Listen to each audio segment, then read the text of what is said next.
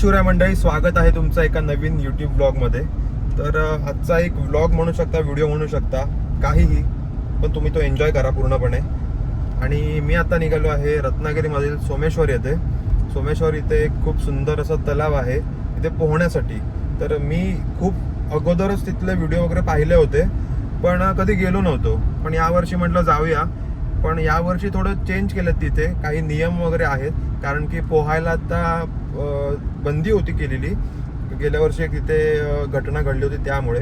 तर या वर्षीपासून त्यांनी तिथे बाजूला फेन्सिंग वगैरे केलं आहे तारेचं. आणि पर पर्सन 20 रुपीज ते चार्ज करणार आहेत तिथे. ज्याला कोणाला पोहायला येते त्यांनीच तिथे जावं, कारण की त्या तलावाची खोली जरा जास्त आहे. खूप वेगवेगळ्या प्रकारे त्याचे टप्पे आहेत. 3 टप्प्यामध्ये कदाचित आहे ते तलाव. मी पण गेलो नाहीये, ऐकण्यावरूनच फक्त तुम्हाला मी सांगतोय. पण खूप सुंदर असं तलाव आहे ते.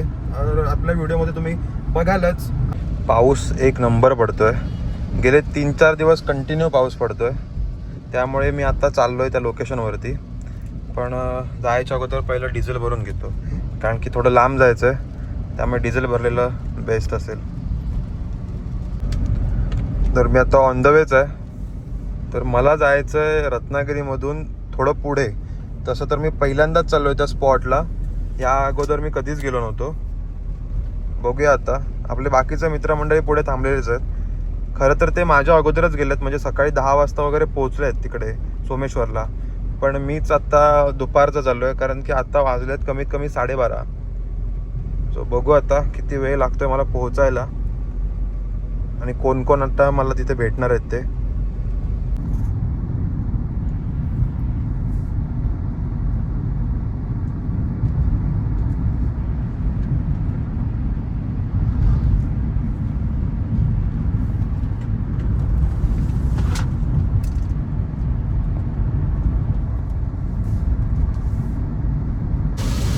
बघता बघता पाऊस आलाय, आणि कसला झोडपतोय बघा तो. म्हणजे असला जोरदार आला नाही, कारण की थोड्या वेळापूर्वी पाऊस नव्हता. पावसाचं नामोनिशाण नव्हतं, फक्त वातावरण होतं.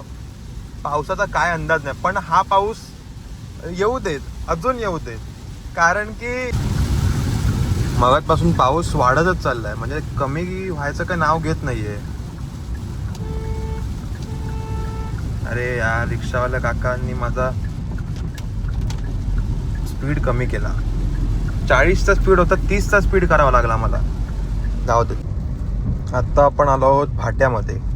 आणि सध्या हा जो भाट्यामधला चेकपोस्ट आहे ना, तिथून पुढे जाता जाताच इथे लेफ्ट साईडला आहे ना काहीतरी काम चालू आहे.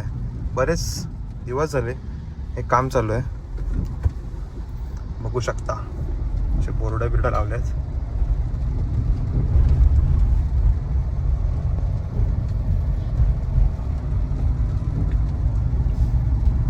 रत्नागिरीत काही ना काही घडत असतंच. एक ऑब्झर्व केलं मी मित्रांनो, रत्नागिरीत इंटर केलं तसं पाऊस थोडा कमी झाला. रत्नागिरीत पाऊस कमी आहे वाटत तर नाही. तिकडे बघा आपली भाट्याची खाडी, तिकडे मांडवी समोर. आणि आता आपण इथून चाललोय रत्नागिरीत. एक तर मला जायचं होतं सोमेश्वरला, पण सोमेश्वरला जायच्या अगोदर एक घरून काम सांगितलं होतं. आणि जर मी ते काम केलं नसतं तर माझं सोमेश्वर आज लास्ट असतं, कारण की ह्याच्या पुढे मला कुठे जाताच आलं नसतं. त्यामुळे पहिलं मी ते काम केलं. आणि महेशचा मला कॉल आला लगेच. म्हणतो अरे आहेस कुठे, किती वेळ झाला, कारण की कमीत कमी मला 2-3 तास झालेत मी निघालोय घरून. त्यांना बोलो पहिला पोहायला येतो म्हणून, आणि ते लोक इकडे थांबलेले आहेत. हल्ली रत्नागिरीमध्ये पण भयंकर ट्रॅफिक असतं. म्हणजे मी कमीत कमी 20 ते 25 मिनिटं या ट्रॅफिकमध्येच चाललो आहे. मुंबईमध्ये ठीक आहे, कुठेतरी सिटीमध्ये, रत्नागिरी पण सिटीच आहे म्हणा, पण रत्नागिरीत एवढं ट्रॅफिक कधीच नसायचं, जे आत्ता हल्ली व्हायला लागलं ह्या वर्षभरामध्ये. तर मी आता नाचण्यातून खाली निघालो आहे. बऱ्याच दिवसांनंतर या रोडने मी चाललो आहे, कारण की जेव्हा मला कधी लांजात वगैरे जायचं असायचं, हा देवदे फाटा वगैरे इथून जवळ आहे, खूप प्रसिद्ध आहे, रत्नागिरीतल्या लोकांना माहिती आहे. तर इथूनच आता आपल्याला जायचं आहे आपल्या स्पॉटवरती, म्हणजे सोमेश्वरच्या तळ्यावरती. सोमेश्वरला मी गेलो असेल, पण एवढं काही लक्षात नाही माझ्या. त्यानंतर जबरदस्तच आहे. इथून पुढून कुठून तरी 200 मीटरवरून लेफ्ट मारायचं आहे. लेफ्ट नाही, turn right on to Someshwar road. Yes, मला वाटतं हाच रस्ता आहे. जो बोर्ड दिसतो तिकडे. इंडिकेटर देऊया. कारण की ते फाटा आहे. उगाच फाट्यावरती फाटाफाटी नको. Continue on Someshwar Road for 1.5 kilometers. Okay.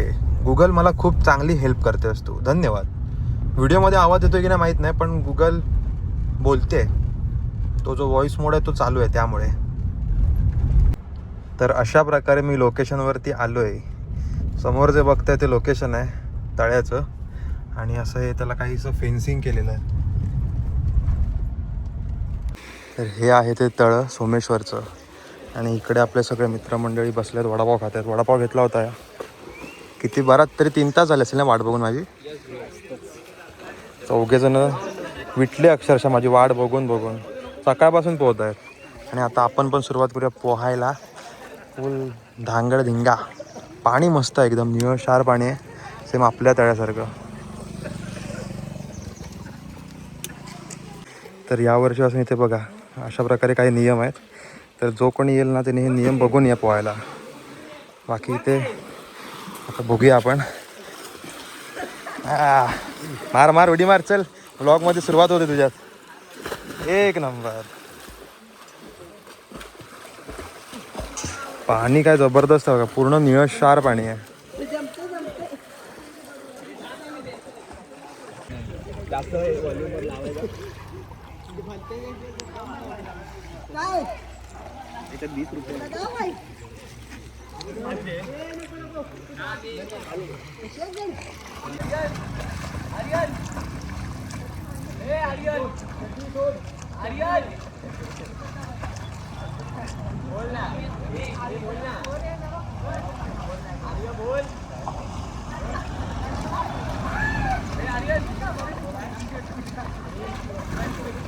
काय बघ काय करतो. आता आपले 2 डॉल्फिन मस्तपैकी सुरोड्या मारणार आहेत. तुम्हाला दाखवतो डॉल्फिनची सुरोडी. तिकडं गेलाय प्रयाग, आणि मया पण आहे. नुसत्या उड्या नुसत्या उड्या.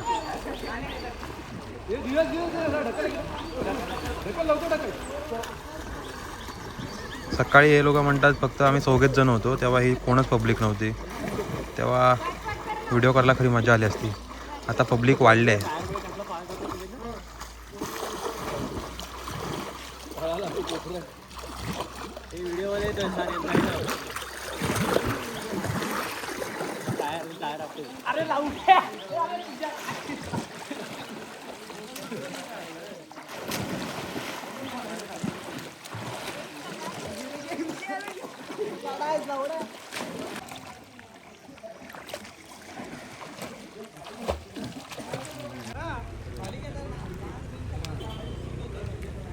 तरंग तरंग तरंग.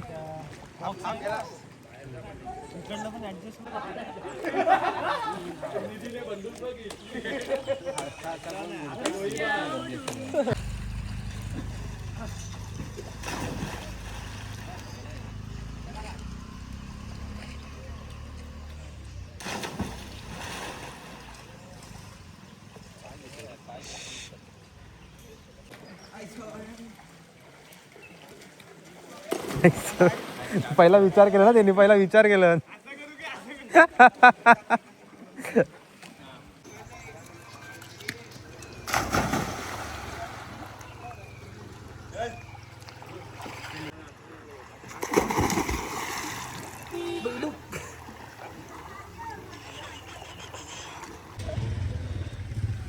हात तुला पराग सोडेल थांबला.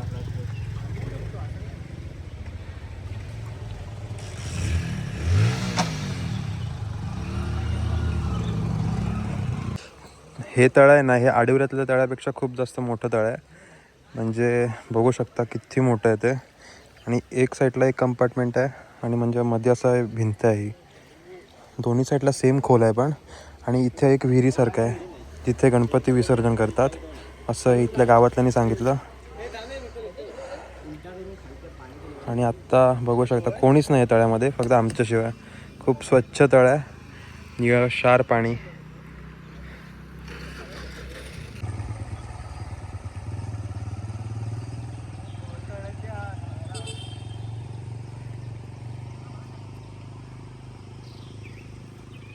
मंडळी आता पोहून वगैरे झालं आहे आणि आता प्रयाग फक्त आहे माझ्यासोबत. प्रयागने पण बघितला तुम्ही उड्या मारलात त्या मस्त एक व्हिडिओमध्ये. मी जास्त उड्या नाही मारल्या. आणि महेश, राकेश आणि बाकीचे आपले मित्र ते गेले घरी. मी पण आता घरी निघतो आहे. प्रयाग तर इथलाच आहे सोमेश्वरचा. प्रयाग आता घरी निघेल. आणि आता आमचे अजून भारी भारी व्हिडिओज येतील पावसाळ्यातले पोहण्याचे वगैरे. आणि एस.टी. आली थांबा.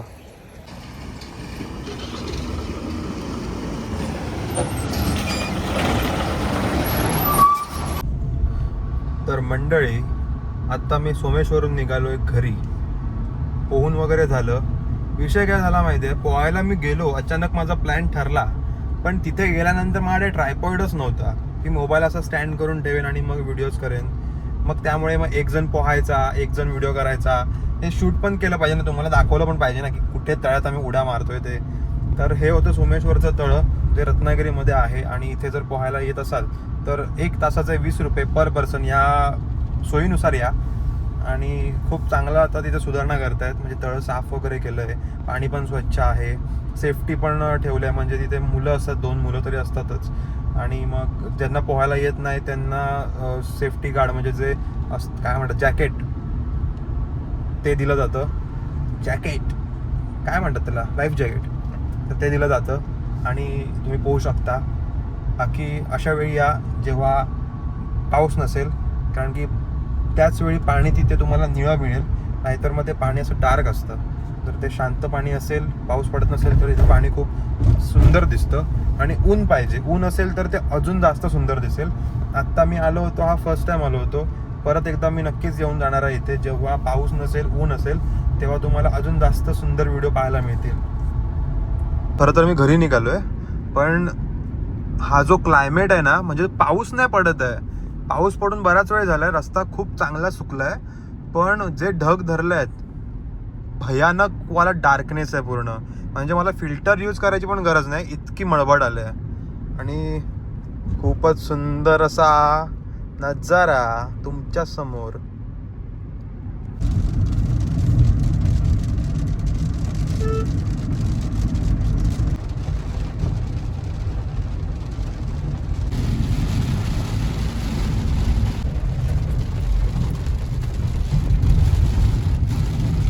मी की पाऊस जोरदार येणार आहे आणि कसला जोरदार पाऊस आलाय बघा. म्हणजे समोरचं काही क्लिअर दिसतच नाहीये. आणि वायपर सुद्धा फुल स्पीडला आहेत. बघू शकता काय जोरदार पाऊस आलाय तो.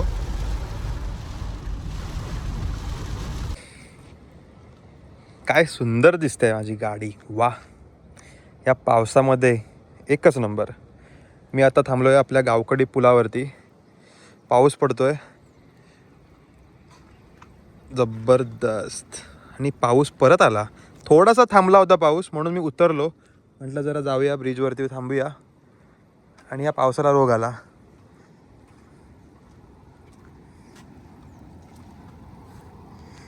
तो जो तिकडून जो आवाज येतोय ना, हे पाणी शांत आहे, कारण की ही खाडी आहे. पण पुढचं जे पाणी आहे ते समुद्राला मिळतं. त्यामुळे तिथे जो आवाज आहे लाटांचा, खाडी ही शांतच असते कधी, मग लक्षात ठेवा. पण समुद्र मात्र भयानक.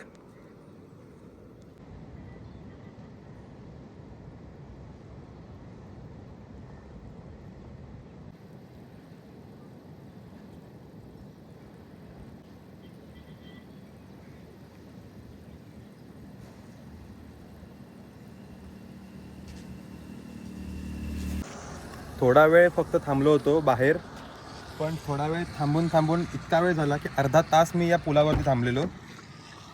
मस्त मस्त क्लिप्स मिळाले मला. पण तिथे फेक पाक टाकत होते, गरवत होते, बोटमध्ये बसून गरवत होते ते. आणि पाऊस आला. जे क्लिप्स मिळालेत ना, खूप सुंदर. वरतीट होता हा थांबणं मला ब्रिजवरती आता. पण भिजलोय, मस्तच भिजलो. केस पण पूर्ण उंबळलेत अक्षरशः.